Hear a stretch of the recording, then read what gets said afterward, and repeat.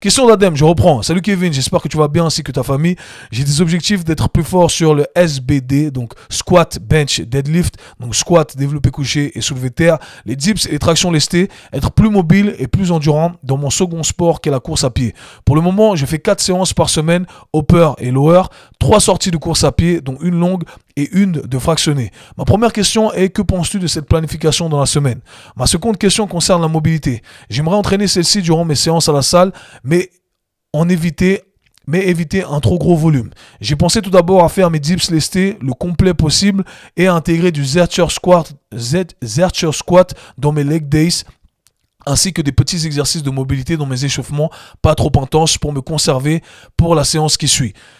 Seulement, j'ai l'impression que ce n'est pas assez et intense pour développer ma mobilité. Ma seconde question est donc: nous conseilles-tu pour entraîner sa force max ainsi que sa mobilité dans une même séance sans avoir un trop gros volume? Merci pour ton contenu et tes conseils sur les réseaux. Hashtag Don't Be Soft. Hashtag Don't Be Soft. Le merch qui arrive bientôt, les amis, on taffe dessus. Du coup, très bonne question et je vais y répondre dans un instant. On prend une question à la fois, mais j'ai eu 2 questions qui ont été similaires que je vais paraphraser ici. Mais en gros, c'était: je fais du cardio et je fais de la muscu suite à tes conseils. J'ai senti que ma muscu, ça m'aide dans mes séances de manière générale. Mais comment je fais pour que ça ne porte pas préjudice à mon cardio, à ma course à pied? Parce que parfois je sens que j'en fais un peu trop en muscu et du coup je me sens un peu lourd quand je suis courbaturé.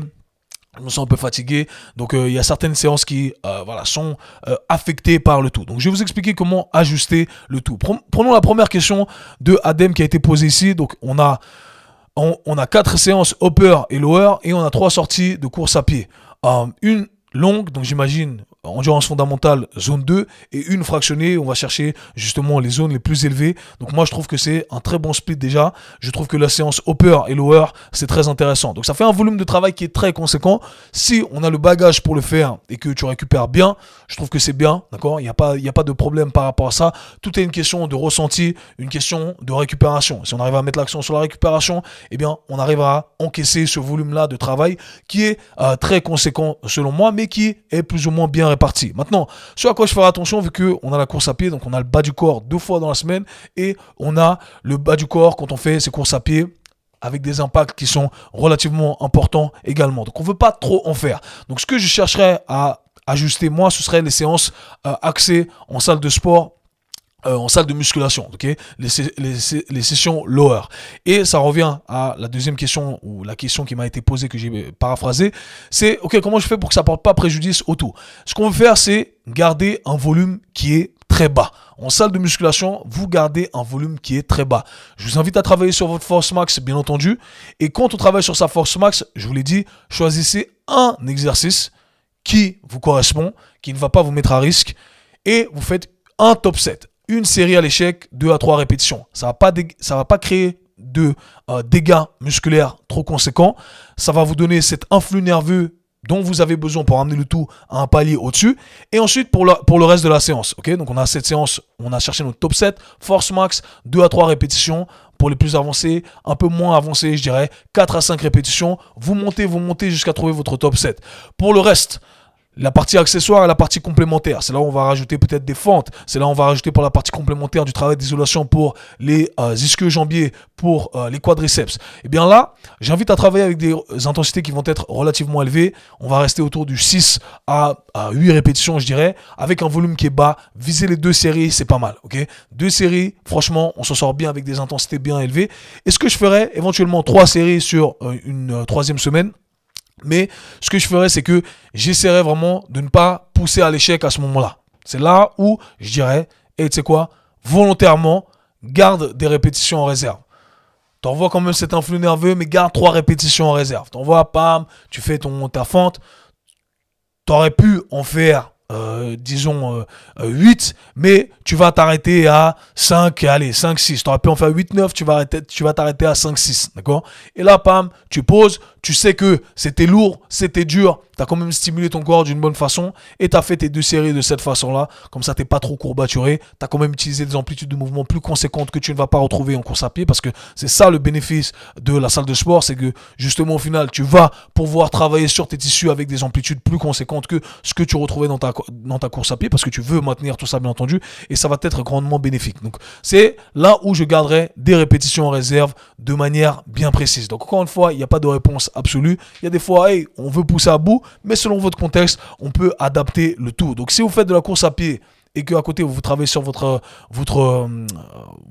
certaine partie du corps, d'accord, le bas du corps ici en l'occurrence, utilisez cette méthode-là, travaillez sur votre force max une fois dans la semaine. Selon moi, c'est suffisant, d'accord. Vous allez avoir votre fractionné avec haute intensité, course à pied, c'est déjà très intense ici, ça va déjà vous cramer nerveusement et musculairement les jambes, ça envoie, d'accord. Donc une séance en salle de muscu.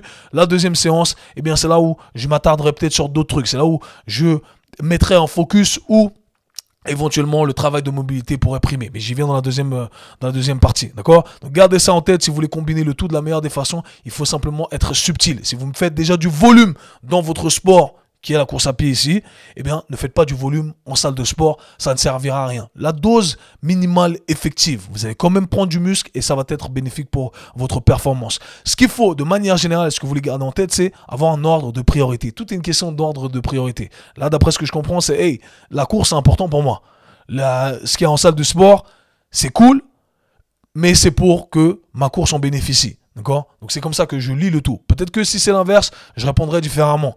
Hey, si ton but c'est de prendre un maximum de muscles et t'as le côté esthétique et t'as le côté force, ok, là on agence le tout légèrement différemment. La course à pied vient dans un deuxième temps, mais c'est pas ce que je crois comprendre ici. Donc la deuxième question, c'est comment agencer ces entraînements de mobilité. Donc là, la première erreur que je vois, j'en ai parlé dans l'épisode qui est sorti mardi, axé sur la mobilité. La mobilité, c'est pas un échauffement. Vous pouvez le mettre ou la mettre dans la partie préparation, mais il faut considérer le tout comme n'importe quel exercice en respectant les variables qui vont créer des adaptations physiologiques. On doit faire des répétitions, on doit faire des séries, on doit passer un certain temps sous tension. Donc tu peux faire ton échauffement dynamique et dire là, c'est dans la partie préparation, c'est pas la partie principale et je vais faire 2 exercices de mobilité, je vais faire 2 à 3 séries avec la bonne intention, etc., etc. D'accord? Donc là, peut-être que dans mon deuxième jour où j'ai pas un force max en salle de sport, pour toi Adem ici, eh bien, c'est là où ma priorité, ça va être le travail de mobilité avec intensité max, parce que de toute façon, j'ai pas d'intensité max après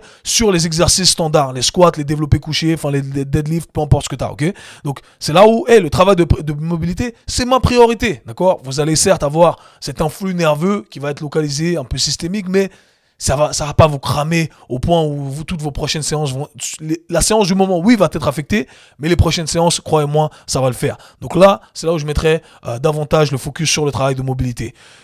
Pour le travail de mobilité, l'erreur que je fais et que je crois comprendre dans cette séance, c'est je veux être plus mobile. Plus mobile, c'est vaste, c'est trop large, d'accord? Donc, ce que je vous invite à faire, c'est, encore une fois, avoir un ordre de priorité. Sélectionnez 2 fonctions articulaires. 2 fonctions articulaires uniquement, d'accord? Exemple, ma rotation interne de hanche et mon extension de hanche. Ou ma rotation interne de hanche et ma flexion de la colonne vertébrale. Peu importe, que 2. Et je me répète à dire ça à chaque fois, mais c'est important de répéter les bonnes choses. Il y a des phases de développement, il y a des phases de stimulation, il y a des phases de maintenance. D'accord? Et ce que vous voulez faire, c'est cycler le tout dans vos entraînements de façon à se dire, hey, moi là, c'est ma priorité. Donc, je suis dans une phase de développement. C'est là où je dois rajouter de la fréquence. C'est là où je dois rajouter de l'intensité. Et là, ici, Adem, tu vas faire 2, 3 fois, 4 fois dans la semaine, tu vas sélectionner ces 2 exercices et tu vas les entraîner, ok? Et là, on est obligé de le faire. Et ce que tu vas faire, c'est qu'en entraînant le tout, eh bien, tu vas ramener le tout à une capacité plus élevée. En ramenant le tout à cette capacité plus élevée, eh bien, tu auras créé cette marge de sécurité que tu souhaitais tant et tu pourras ensuite la maintenir. Et ce qui est beau avec ce concept-là que vous devez garder en tête, les phases de développement, les phases de maintenance, c'est que ça demande beaucoup moins de travail en termes de fréquence et en termes d'intensité pour maintenir ce que vous avez développé par le passé. Donc les 2 fonctions que tu as sélectionnées durant les 3 premiers blocs d'entraînement viennent dans un second plan. Et ensuite, je peux m'attarder sur 2 nouvelles fonctions articulaires qui ensuite, sur les 3 prochains blocs, vont être entraînées et qui ensuite vont être mises dans une phase de maintenance, d'accord? Où là, je le ferai qu'une fois dans la semaine. C'est un petit rappel pour faire en sorte de maintenir ce que j'ai développé par le passé. Très facile à mettre en place également sous forme de superset pour maintenir certains trucs. J'ai fait mon, je dis n'importe quoi, mon squat ici. J'enchaîne directement avec un exercice de mobilité sur mes 3 séries. J'ai envoyé l'intensité qui était nécessaire. Éventuellement, c'est la phase de simulation. Vu que le squat c'était intense, je peux pas enchaîner avec un truc qui est super intense, mais un truc avec une intensité modérée, un exercice de mobilité avec intensité modérée pour stimuler les trucs que j'ai envie quand même de maintenir. Pam, un superset facile à mettre en place. Donc, vous voyez, c'est qu'une question de programmation et l'art de la programmation, eh bien, c'est la clé. C'est ce qui nous permet de développer toutes les différentes qualités que l'on cherche à développer à condition de savoir ces règles-là, les amis. Donc, j'espère que ça pourra vous aider ici dans votre programmation. En tout cas, pour moi, d'un point de vue global, c'est très bien agencé. Il y a juste ces petits détails à changer pour améliorer le tout.